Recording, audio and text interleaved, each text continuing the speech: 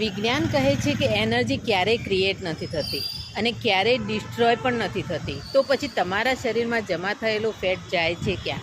હાય, હું છું Jayvanti, fat loss transformation health coach. બ્રહ્માંડનો એક અતૂટ નિયમ છે, એટલે કે એનર્જી માત્ર એક સ્વરૂપમાંથી બીજા સ્વરૂપમાં પરિવર્તિત થાય છે.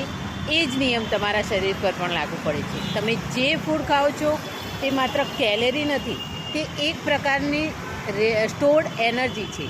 જ્યારે તમે વધારે ખાઓ છો અને ઓછું મૂવ કરો છો ત્યારે આ એનર્જી ફેટના સ્વરૂપમાં સ્ટોર થઈ જાય છે. પરંતુ ફેટ લોસનો અર્થ ફેટને ડિસ્ટ્રોય કરવાનો નથી. ફેટ લોસનો સાચો અર્થ સ્ટોર્ડ એનર્જીને ફરીથી જીવનની એનર્જીમાં પરિવર્તિત કરવી. સ્પિરિચ્યુઆલિટી પણ એ જ શીખવે છે.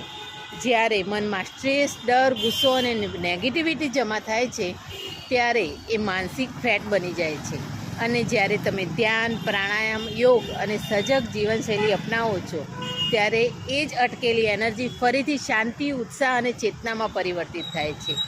ફેટ લોસ માત્ર શરીરની જર્ની નથી, તે એનર્જીના ટ્રાન્સફોર્મેશનની જર્ની છે.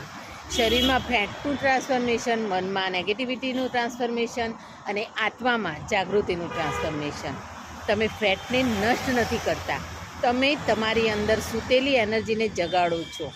આજે તમારા શરીરમાં જે ફેટ છે તે કાલે તમારી એનર્જી બની શકે છે. ફક્ત પ્રશ્ન એટલો જ છે કે શું તમે તેને ટ્રાન્સફોર્મ કરવા માટે તૈયાર છો? Thank you.